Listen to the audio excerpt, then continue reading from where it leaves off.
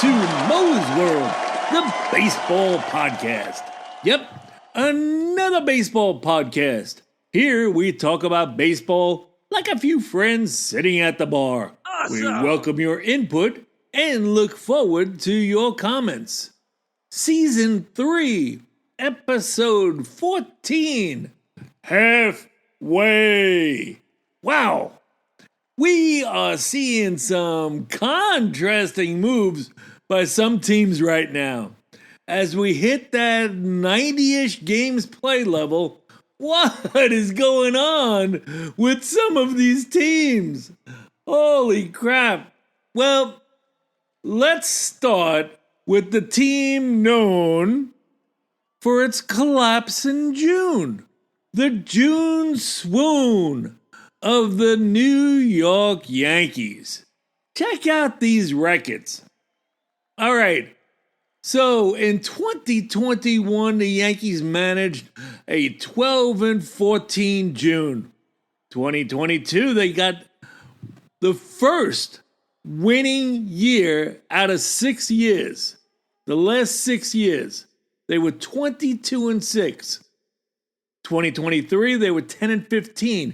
2024, 14-13. 2025, 13-14. June of this year, they were 12-14. So, are you kidding me? 5 out of 6 years, Aaron Boone's teams have crapped out in June. The typical June swoon for the Yankees now has them in second place, 4 games back of the Tampa Bay Rays. Another collapse in June. Why? Do the Yankees and their management even care? You have to ask that question because 5 out of 6 years?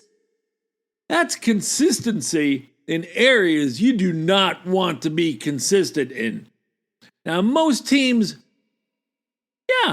they'd end the tenure of the manager, but not the Yankees. They just seemed good enough to tease when they decided to run out the exact same team this year. What did they really expect? But how long can a team stick with anemic hitting from Austin Wells at 151? Holy shit! Anthony Volpe's inconsistent 242 and his poor fielding, and they've relied too heavily on Paul Goldschmidt. And he's down to hitting 151 in his last 15 games. Holy shit, you start talking about the last 15 games. Is there anybody even hitting their weight? Cody Bellinger cannot buy a hit in his last 15 games. He's hitting 121. Ryan McMahon, he's struggled since joining the Yankees. He barely shows a glimpse of making contact. It is such a sink or swim lineup. How can you really take them serious? Well, you can't. It's as simple as that. Between the shot their load Blue Jays, still no pitching Orioles, the up and down Red Sox, this division is just a placeholder. No World Series contender from these teams. The American League Central. Wow, you guys remember how I ate crow last podcast, and I apologize to White Sox fans. Yes, this team is for real. They are no longer the shit Sox. But can they win? The White Sox remind me of the Tigers from a couple years ago that popped up on the scene with a young, cocky group of players that basically just said, fuck it, fuck you, we're playing. Well, that group is now the White Sox. I believe their inconsistency will get the better of them. But they probably will outlast the Guardians. Gotta give the Twins kudos, though, for playing pretty damn good for the lineup they have. The Twins are pretty much sitting top 10 in all offensive categories. And who would have thought that? They lack in starter depth. And of course, their bullpen. Oh, it can be a feast for teams that can hit. They have the Major League Baseball worst bullpen of 5.28 ERA. And after the seventh inning, the Twins bullpen implodes on a regular basis at 5.73 ERA. The disappointing team of the year already? It's the damn Kansas City Royals. You know it. The second worst bullpen in the majors at 5.22 ERA. Surprisingly, the Royals have a 4.66 ERA from their starters, but they've even lacked this year, and they could be much more reliable in the past. Plus, hitters don't have much pop in this lineup. Why? It's time for a change in KC before they waste all the good years of Bobby Witt Jr. Oh, wait. Did I forget a team from the Central? In 6 days, the Tigers have gone from 9 games back to 5 games back. And it all started on the Schlittler Yankees versus the Scooball Tigers game. The Tigers since have been in control, winning 7 of 8 and making a statement that we are not done. Got to watch the remaining season of the Central Champs because this is a division where all you need is a winning streak and you can put it together. Now, the American League West. Geez, do we really need to talk about any of these teams? It's another placeholder division. All these teams have proven pretty much that they suck. The Mariners, they've been praying to God or any false prophet they can find on the behalf of Cal Raleigh not being a one-hit wonder. But at 170 average, he continues to struggle. The rest of the offense is so-so, as the Mariners sit in 24th place in runs scored in the majors. Typical Mariners. And once again, this team is leaning on its starting pitchers, who are surprisingly 4th in the majors with a nice tidy 3.53 ERA. As the emergence of Emerson Hancock after 17 starts and his 3.23 ERA has been a nice surprise. So, am I saying that this is the Mariners' year? Yeah. Been there, done that. We already climbed on the Blue Jays' back with that. I just doubt the Mariners maintain. And who really cares? Between the Texas Rangers, the Mariners, even the Astros, once again, an 8 to 10 game winning streak will take control of this absolutely shitty division. And the A's, with no pitching of any kind, and the imploding Angels are just here to fill out the season. You gotta mark this as a huge, disappointing year for the A's. They should fire everyone in the front office when it comes to pitching decisions. You fucked them all up. Holy shit, the A's make the national staff look potent at times. And that's a dumbass thing to say. The A's offense is what is disappointing. We did not expect shit from the pitchers, and that's exactly what we got. But a year of waste with Nick Kurtz, Shea Langoliers, Jacob Wilson, Tyler Soderstrom, their offense. Shit. And Mark Kotze at manager, David Forster GM, and Ed Sprague as farm director? Well, they need some new nameplates in Sacramento next year. Moving on. The National League East. Woohoo! The Atlanta Braves. The Jekyll and Hyde team of the year. Holy shit, what team will we see? After tearing it up the first 3 months of the year, the Braves have come back to the pack, playing 13 and 18 balls since June 1st. On June 9th, the Braves lost a walk-off game to the Cubs 6-5, and they had a 9-game lead. When the Pirates and Paul Skeens ate them up for a 12-4 win on July 7th just a few days ago, their lead dwindled to 2 games. Wow. Since that collapse has happened, anything in the division is possible. Yes, the Braves are struggling now. You know, every team struggles at one point during the year, but they kind of hope that the same teams in their division crap out as well. But the Phillies and Marlins have jumped right back in this division.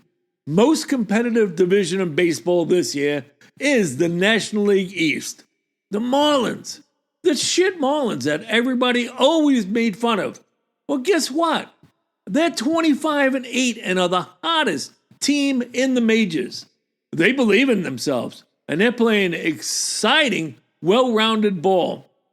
Not that anyone in Miami would know, as they once again are averaging shit in attendance. From a low of 6,505 supporting home fans on April 1st to a massive total of 10,545 this past July 8th against the Seattle Mariners, as the Marlins won their 5th in a row. Now, 12,602 is the average so far of the 2026 Miami Marlins. Well, would you believe that's actually down from last year's 14,282, which was, of course, last in the National League for the 14th consecutive year.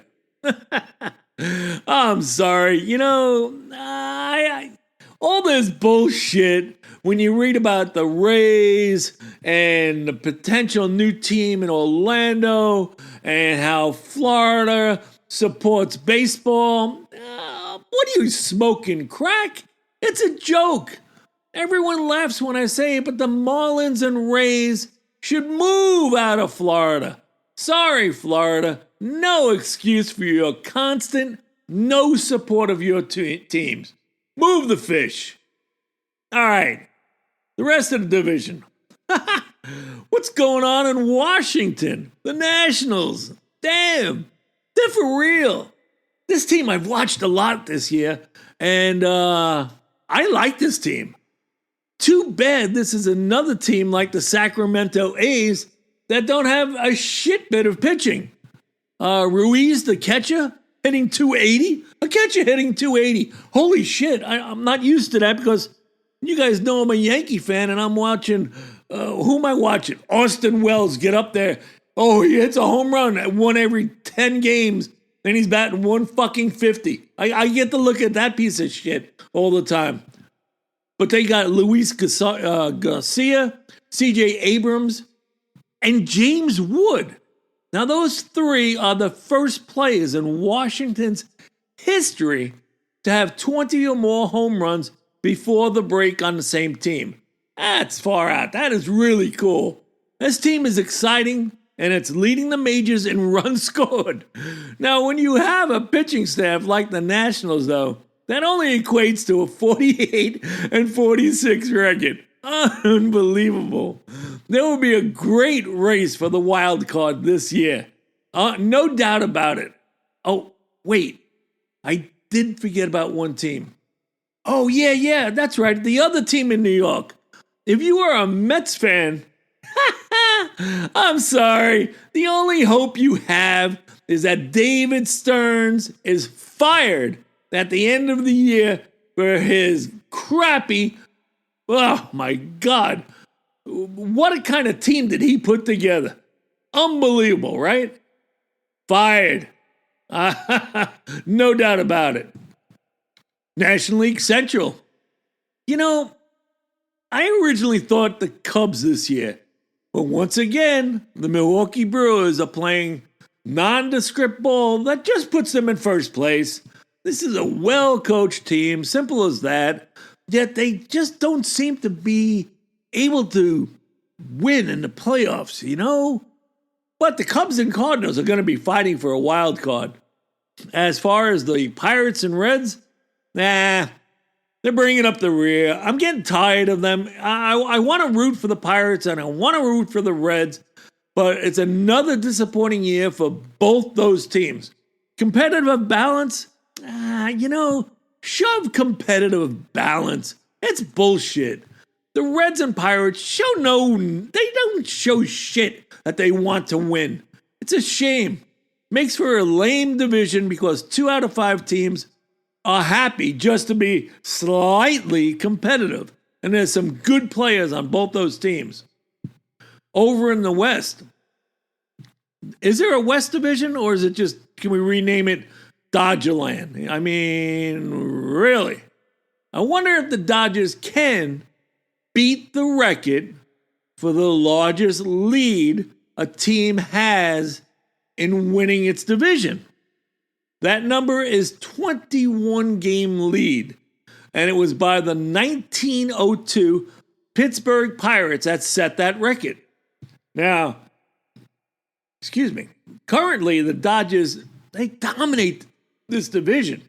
They have a 14-game lead right now, and the record will move to Los Angeles after this year. Unbelievable. The Dodgers are the team to beat once again. This really is a second-rate division as the Padres, Giants, Diamondbacks, they're only going to get worse. I have a sneaky feeling all the shit the Rockies get, they may actually have a chance to have their best one-loss record since 2022's 68-94. Go Rockies, right? So what do you think? Did you vote? Did you look at it? Are you settled? The All-Star game. Wow. We talked about a lot of teams. I wasn't really expecting that this podcast, but also the rosters are out now for next week's All-Star game in Philadelphia. What do you think? I like the American League starters. I mean, catcher Shea Langeliers from the A's, Nick Kurtz, first base from the A's, Ernie Clement from Toronto, second base. He got the most votes. Third baseman Junior Caminero, he's tearing it up. Shortstop Bobby Witt. Outfield Mike Trout, that's a surprise, right? And Byron Buxton. So we got, I don't know, what does Trout and Buxton get in on? Most injured or something? I don't know. Of course, Aaron Judge made it, but, he's going to be replaced. And DH Yordan Alvarez from Houston. So Vladimir Guerrero Jr. was elected as American League starting first baseman, but he's not going to play in the game. Now, pitchers, there's some new names right there, right? Dylan Cease flirted with a no-hitter just days ago. Parker Messick from the Guardians. Drew Rasmussen, the Yankee killer from Tampa Bay. Joe Ryan from Minnesota. Cam Schlittler from the Yankees. Ranger Suarez from Boston. And Michael Walker from the Royals. And I think, you guys remember hearing Justin Verlander? He was named as the commissioner's legend pick, but that's just a pick for the game. He won't be active for the game. And the relief pitchers, you got some familiar names with Brian Baker from Tampa Bay, Aroldis Chapman from Boston, Jacob Latz from Texas. Boy, he's been pitching great. Same thing with Cade Smith. And then Lewis Varland from Toronto. I don't know about that. That's the only selection I'm a little iffy about. The National League is looking just as good. It's a shame he got injured when he did, but that's the name of the game. Drake Baldwin, when he went on the injured list, he was really tearing it up. He's been trying to get back on track. We'll have to see how he makes out, but he's going to be the starting catcher for the National League. First baseman is Freddie Freeman. We got Ozzie Albies at second, Max Muncy at third, C.J. Abrams at short, Brandon Marsh. So the game is going to be in Philadelphia, and Marsh makes the game. That's cool, right? Always cool. Juan Soto, Andy Pages from the Dodgers, and Shohei Ohtani. Those are the starters. Starting pitchers, we've got Braxton Ashcraft from Pittsburgh, Chase Burns, Jesus Lozuato from Philadelphia, Max Meyer from Miami, Jacob Izarowski from Milwaukee, and Eduardo Rodriguez from Arizona. Also, Chris Sale, Christopher Sanchez, Paul Skeens, Logan Webb, and Yamamoto from the Dodgers. I mean, woohoo! We got a lot of pitchers that look really good there, too. It'll probably be a 2-1 boring-ass game, but I think the selections are pretty good. Here's the thing, too. And, it should be a great game. But do you know that baseball is the last major sport to actually play an all-star game that is not a farce? Say what you may, but for this reason, baseball is the best sport. All right, Home Run Derby. Did you guys check that out? See who's signed up for it so far? I still think at this point of the podcast, there's still a lot of names that need to be confirmed, but so far we've got Bryce Harper of the Phillies, Jordan Walker of the Cardinals, Wilson Contreras of the Red Sox, Jack Caglione of the Royals, Ben Rice of the Yankees, and Junior Caminero of the Rays. You have to say that should be a nice selection to Home Run Derby. Let's all hope Kyle Schwarber joins the festivities too. That would be awesome. So after we finally had the All-Star game here in Atlanta last year, it was an awesome experience to take in all the festivities around the game. If you get the opportunity to attend the All-Star Village setup at the Pennsylvania Convention Center, do not skip this. From meeting mascots to former players, it is a blast for the fans. New this year is the minor league baseball category with all kinds of events planned. You gotta check this out. Well, I think that's a wrap for today's show. I hope you enjoyed our 14th episode of Season 3 of Mo's World, the Baseball Podcast. We are in our in-season schedule for releasing new episodes every other Friday.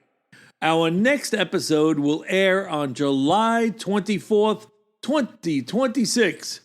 Each episode is approximately 20 minutes long, and we also have a new section in the podcast. Now you can support us and become a subscriber. Shout outs, contests, and more to come for those who do. Thank you for listening. Enjoy the All-Star game, and please spread the word to your friends. In the meantime, ask yourself, whose world is it? It's Mo's.